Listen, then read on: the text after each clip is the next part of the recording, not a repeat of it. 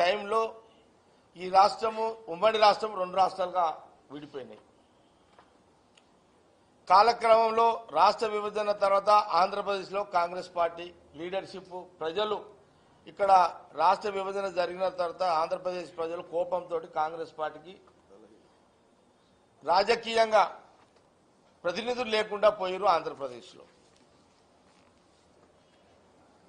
కార్యకర్తలే మిగిలిరు. మాకు ఆంధ్రప్రదేశ్లో కాంగ్రెస్ పార్టీకి మాకు ప్రజలు రాష్ట్రం ఇచ్చినందుకు కోపంలో కాంగ్రెస్ పార్టీకి ఓటు వేయడము పనిచేసి ఇక్కడ మాకు ఎమ్మెల్యేలు ఎంపీలు లేరు. ఆంధ్రప్రదేశ్లో రాష్ట్ర విభజన ఎవరున్నారయ్యా అంటే మొన్న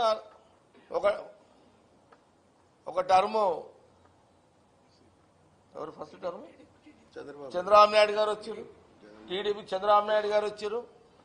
సెకండ్ టైం మళ్ళీ వైఎస్ జగన్ గారు వచ్చారు. మళ్ళీ మూడోసారి చంద్రబాబు నాయుడు గారు వచ్చారు. ఆంధ్రప్రదేశ్ ప్రజలు బాగా ఆలోచన చేసుకోవాలని నేను ఈ సందర్భంగా తెలియజేస్తున్నాను. ఏంటంటే ఇచ్చిన కాంగ్రెస్గా స్టీల్ ప్లాంట్ ఇచ్చిన కాంగ్రెస్ పార్టీకి ఆంధ్రప్రదేశ్లో రాజకీయంగా రాజకీయపరమైన ప్రజాప్రతినిధులు లేరు. పార్లమెంట్లో కొట్టాడాలంటే మాకు నాయకులు లేరు. పోనీ రోడ్ల మీద ఎమ్మెల్యేలు మా రోడ్ల మీద కూర్చుందంటే మాకు ఎమ్మెల్యేలు లేరు. కాంగ్రెస్ పార్టీకి ఆంధ్రప్రదేశ్లో పోలీసు వ్యవస్థ అంతా అటు చంద్రబాబు నాయుడు దగ్గర ఇక్కడ వైఎస్ఆర్ జగన్ దగ్గర ఉన్నది.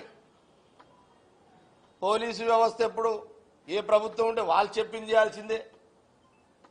ఇలాంటి పరిస్థితుల్లో ఆంధ్రప్రదేశ్లో సరే ఇప్పుడున్న మా పిసిసి ప్రెసిడెంట్ షర్మిల గారు కానివ్వండి, మా మస్తాన్ కానివ్వండి, మా నాయకులందరూ కూడా ఇక్కడ మా ఆఫీసు బేరేస్తున్నారు. ఒక సందర్భంలో మస్తాన్ అలీ వర్కింగ్ ప్రెసిడెంట్గా పిసిసి ప్రెసిడెంట్ షర్మిల గారు కూడా ఒక కార్యక్రమం చేస్తే కూడా పర్మిషన్ ఇవ్వలేని పరిస్థితి. సరే కాంగ్రెస్ అవకాశం ఉన్నప్పుడు ఇచ్చింది, అవకాశం లేనప్పుడు పోరాటాలు చేసిన చరిత్ర కాంగ్రెస్ పార్టీది. కానీ ఆంధ్రప్రదేశ్ ప్రజలు ఆలోచన చేయాలని నేను ఈ సందర్భంగా మీడియా ద్వారా ఆంధ్రప్రదేశ్ ప్రజలను కోరుతున్నా. ప్రధానమంత్రి మోడీ గారు ఎప్పుడైతే ప్రధానమంత్రి అయిందో ఈడ రెండు రాష్ట్రాలు విడిపోయిందో కాంగ్రెస్ ఆంధ్రప్రదేశ్లో నాయకులు ప్రజాప్రతినిధులు లేకపోవడం వల్ల మేమేం చేయలేని పరిస్థితులలో మరి వైజాగ్ స్టీల్ ప్లాంట్ని ఎలాంటి కుట్ర మొదలుపెట్టిరంటే ఇప్పుడే మస్తాన్ అంటున్నాడు.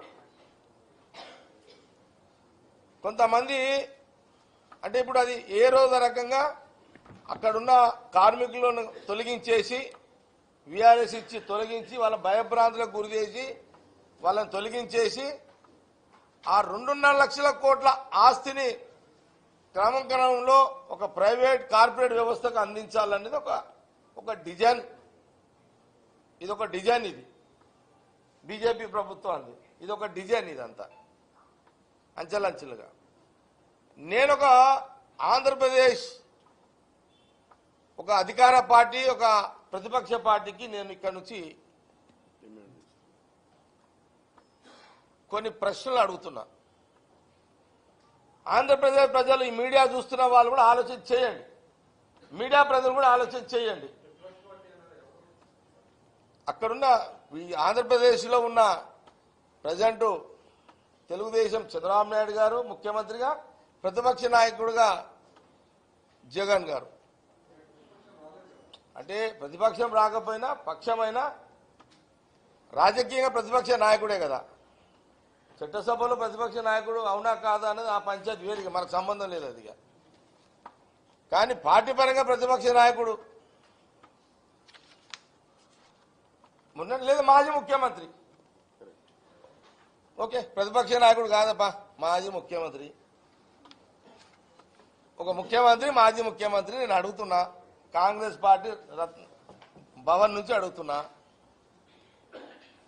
మీ ఇద్దరికి మోడీ గారితో మంచి దోస్తానం ఉంది.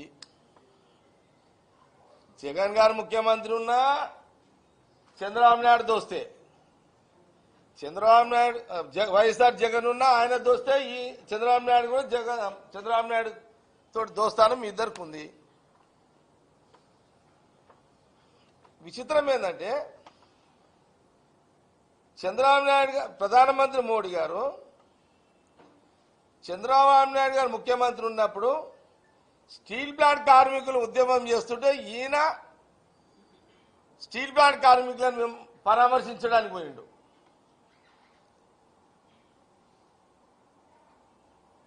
ఆయన గమ్మున కూర్చున్నాడు చంద్రబాబు నాయుడు గారు. అప్పుడు చంద్రబాబు నాయుడు గారు ఓడిపోయిన తర్వాత కార్మికులు కంటిన్యూ అవుతున్నారు. అక్కడ స్టీల్ ప్లాంట్ సభలు అదేంటి దీక్షలు నడుస్తూనే ఉన్నాయి. ఇక్కడ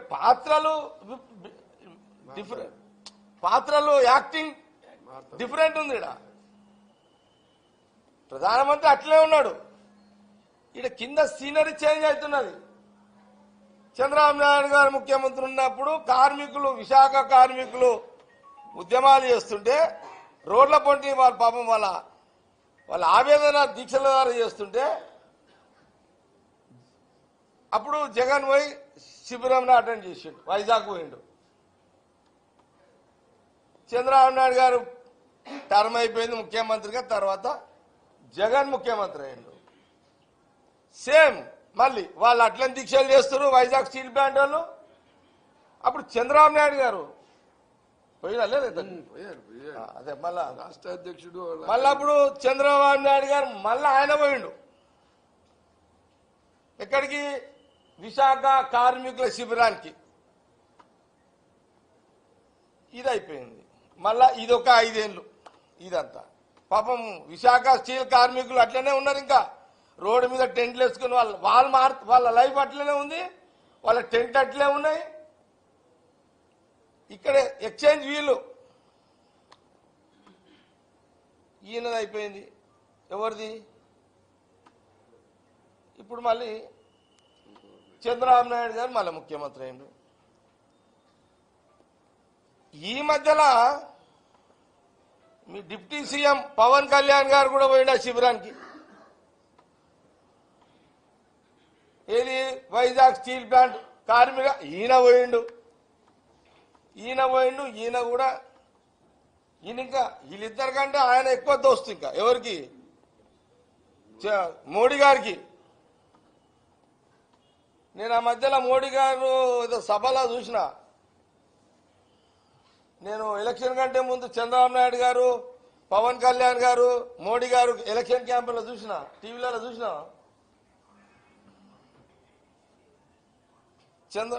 ఎవరు చంద్రబాబు నాయుడు గారు అటు కూర్చున్నారు, మోడీ గారు పవన్ కళ్యాణ్ గారు ఆ కౌగిలింతలు, ఆ ప్రేమలు అవన్నీ టీవీలలో చూసిన.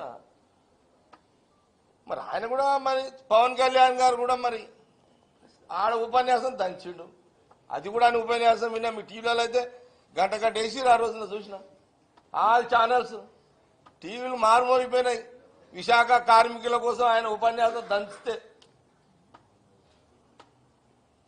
ఆయన ఎండగడతా అన్నాడు, పొడుస్తా అన్నాడు, అది అన్నాడు, ఇది అన్నాడు. అది అయిపోయింది. మరి ఆయన కూడా డిప్యూటీ సీఎం. అదే విచిత్రం ఏంటంటే అసలు ఆంధ్రప్రదేశ్ ప్రజలు ఏం ఐక్యంలో ఉన్నారు, ఏం ఆలోచన చేస్తున్నారు? ప్రధానమంత్రి 11 years prime minister, Chandrababu Naidu గారు 2వ ముఖ్యమంత్రి, జగన్ గారు ఒకసారి ముఖ్యమంత్రి, డిప్యూటీ సీఎం పవన్ కళ్యాణ్ గారు. ఈ ముగ్గురు